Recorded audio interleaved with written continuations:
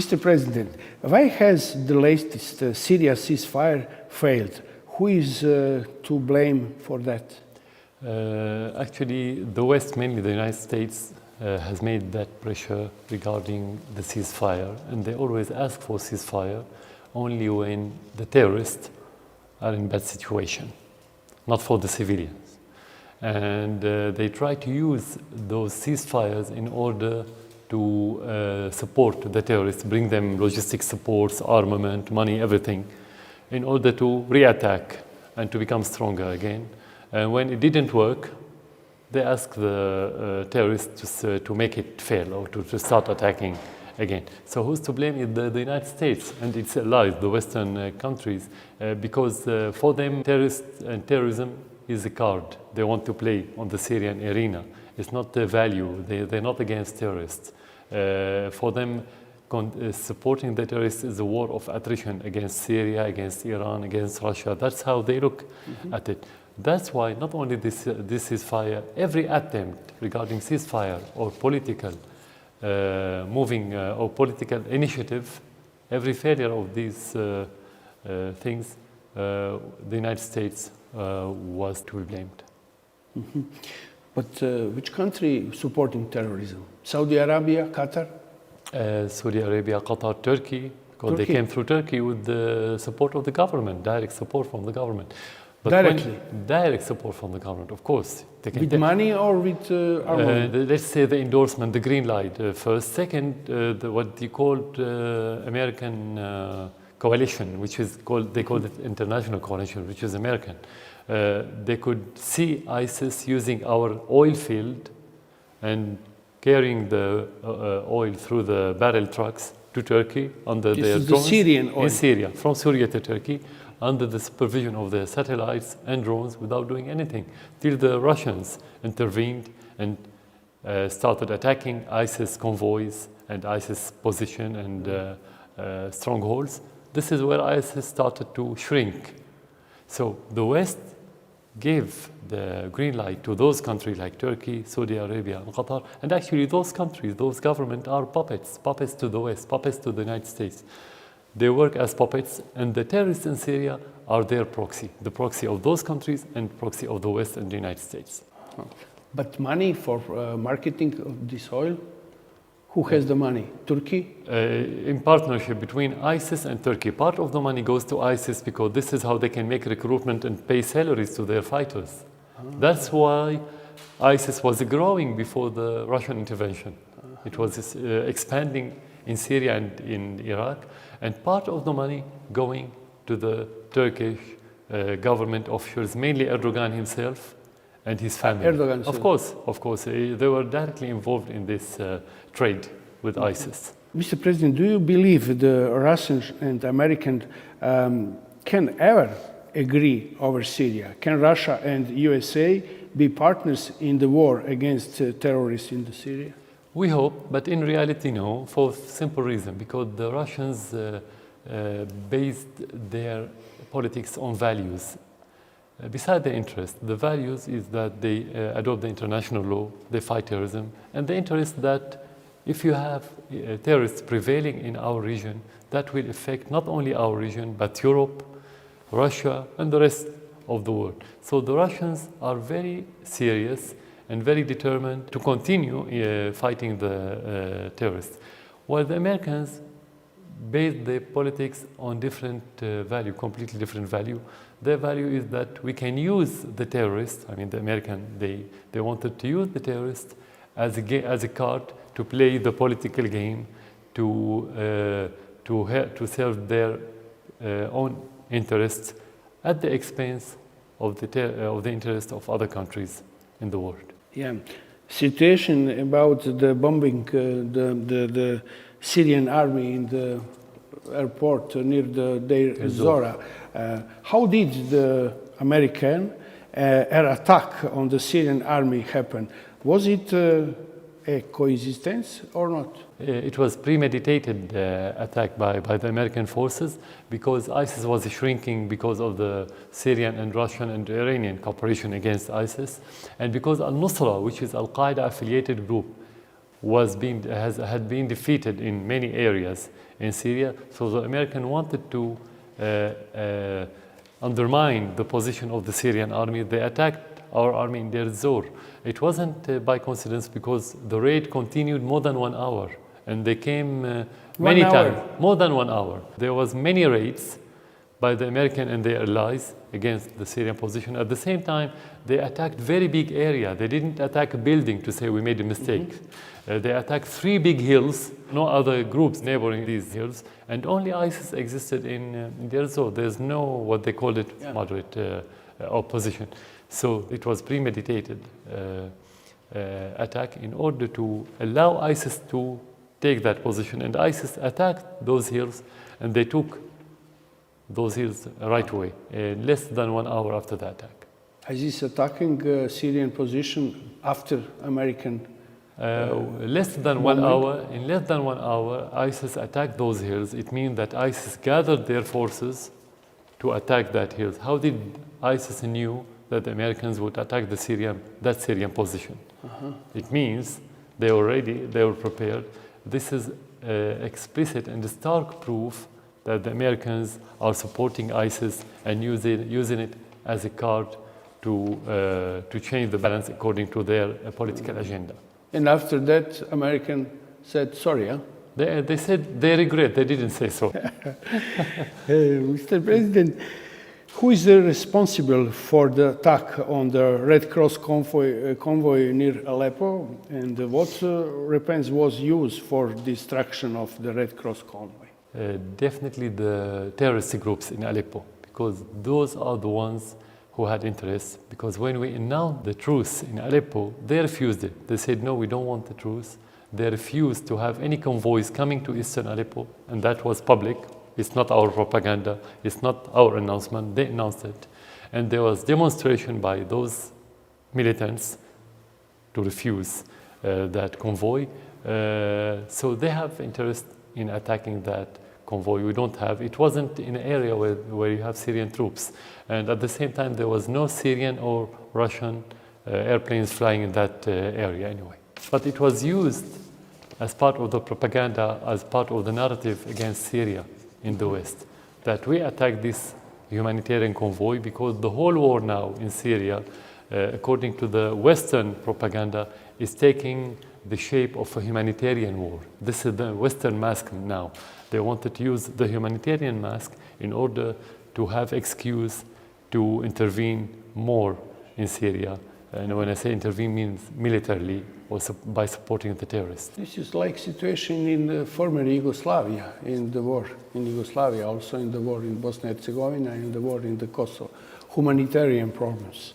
It's a different era, maybe different shape, but the same core. Yeah. What happened in your country and what's happening now in our country. And the Western propaganda told the problem using the chemical weapons and the barrel bombs. The same, to show that you have a black and white picture, very, very bad guy against very, very good guy. It's like the narrative of George W. Bush during the war on Iraq and on Afghanistan. So they wanted to use those headlines or those terms in their narrative in order to provoke the emotions of the public opinion in their countries. This is where the public opinion would support them if they wanted to interfere, either directly through their attacks, military attacks, or through supporting their proxies that are the terrorists in our region. I see the news the last days. The Amnesty International condemned the terrorist group for using the chlor, the chemical weapons in Aleppo. In Aleppo, exactly. That happened a few days ago. And actually, regardless of these chemical attacks, we announced yesterday that the terrorists killed during the last 3 days more than 80 civilians, innocent, in Aleppo, and wounded more than 300. You don't read anything about them in the Western mainstream media. You don't see it. You don't hear about it. There's nothing about them. They only single out some pictures and some incidents in the area under the control of the terrorists, just to use it for their political agenda in order to condemn and to blame the Syrian government. Not because they are worried about the Syrians. They don't care about our children or about innocence and about civilization, about infrastructure. They don't care about it. They are destroying it. But actually, they only care about using everything that would serve their vested interests. And now, your army, you are supreme commander of Syrian military forces. Your army now has not any chemical weapons. No, we don't. Since 2013, we gave up our arsenals. No, we don't have. But before that, we had never used it. I mean, when you talk about chemical weapons used by the government, means you're talking about thousands of casualties in one place in very short time. We never had this kind of incidents. It's just allegations in the Western media. Mr. President, when do you think of the Syrian war will end? When I always say less than 1 year is enough for you to solve your internal problem, because it's not very complicated internally. It's becoming more complex only when you have more interfering by foreign powers. When those foreign powers leave Syria alone, we can solve it as Syrian in a few months, in less than 1 year. That's very simple. We can, but providing that there's no outside interference. Of course, that looks not realistic, because everybody knows that the United States wanted to undermine the position of Russia as a great power in the world, including Syria. Saudi Arabia has been looking how to destroy Iran for years now, and Syria could be one of the places where they can achieve that according to their way of thinking. So, but if we say that we could achieve that situation where all those foreign powers leave Syria alone, we don't have problem in solving our problem. How? First of all, by stopping the support of the terrorists by external countries like the regional ones like Turkey, Saudi Arabia, and Qatar, and by the West, of course, mainly the United States. When you stop supporting terrorists in Syria, it won't be difficult at all to solve our problem. Mr. President, it is the truth that Syria is the last socialistic country in the Arabic world. Today, yes. I don't know about the future. How is it going to be? We are socialists, but of course not the closed type. Humanic socialism,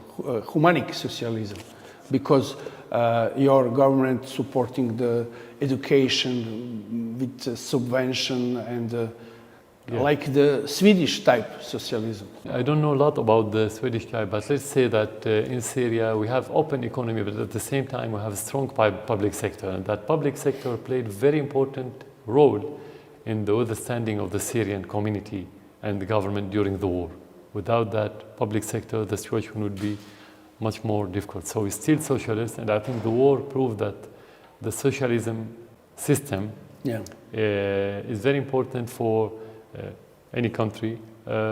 Take into consideration that I'm talking about the open socialism that could allow the freedom of the public sector to play a vital role in building the country. And your big company, this is the state company or private company? You have both. But usually in such a situation, the public sector always play the most important part. As you know, the private sector could feel the danger more and could suffer more and could, let's say in some areas, could quit the whole arena, the economic arena, because the insecurity. So that's why you have to depend in such situation more on the public sector, but still the private sector in Syria play a very important part beside the public. And you have very tolerant atmosphere with other church, Christians, Muslims, and it's not tolerance. Actually, they are part of this society. Without all different colors of the society, Christians, Muslim, and the different sects and ethnicities, you won't have Syria. So every Syrian citizen should feel fully free in practicing his ritual, his traditions, his beliefs. He should be free in order to have a stable country. Otherwise, you won't have Syria as a stable country. But I wouldn't call it tolerance. Tolerance means like we accept something against your will. No. Muslim and Christian live together for centuries in Syria, and they integrate in their life on a daily basis. They don't live in ghettos. No separate school for Muslims, for Christians, no. young people, no?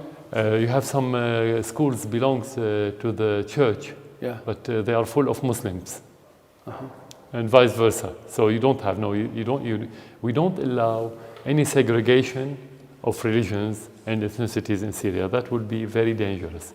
But naturally, without the interference of the government, people would like to live with each other in every school, in every place, in every NGO, in the government.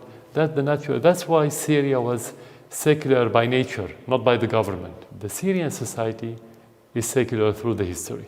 Mr. President, it's been 1 year since Russian air forces took part in the Syrian war. How much has Russia helped you? Let's talk about the reality. Before the Russian interference, ISIS was expanding, as I said. When they started interfering, ISIS and al-Nusra and the other Al-Qaeda affiliated groups started shrinking. So this is the reality. Why? Of course, because it's a great power and they have a great army and they have great firepower that could support the Syrian army in its war. The other side of the same story, that when great country, great power like Russia intervened against the terrorists in coordination with the troops on the ground, and in our case, the Syrian army, of course you're going to achieve concrete results. While if you talk about the American alliance, which is not serious anyway, but at the same time they don't have allies on the ground, they cannot achieve anything. So the Russian power was very important. Beside their political weight on the international arena, in both ways, they could change the situation. They were very important for Syria in defeating the terrorists in different areas on the Syrian arena or battlefield. Is the Syrian society divided by the war today? Actually, it's more homogeneous than before the war.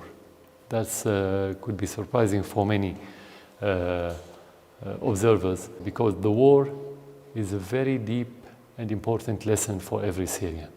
Many Syrians before the war didn't tell the difference between being fanatic and being extremist, between being extremist and being terrorist. Yeah. Those borders wasn't clear for many. Because of the war, because of the destruction, because of the heavy price that affected every Syrian, many Syrians learned the lesson, and now they know that the only way to protect the country and to preserve the country is to be homogeneous, to live with each other, to integrate, to accept, to love each other. That's why I think the effect of the war, in spite of all the bad aspects of any war like this war, but this aspect was positive for the Syrian society. So I'm not worried about the structure of the Syrian society after the war. I think it's going to be healthy. Yeah.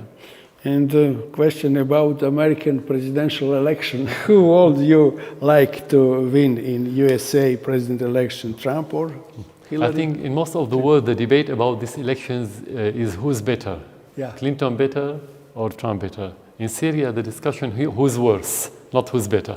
So no one of them, I think, would be good for us, let's say. This first. Second, from our experience with the American officials and politicians in general, don't take them at their word. They're not honest.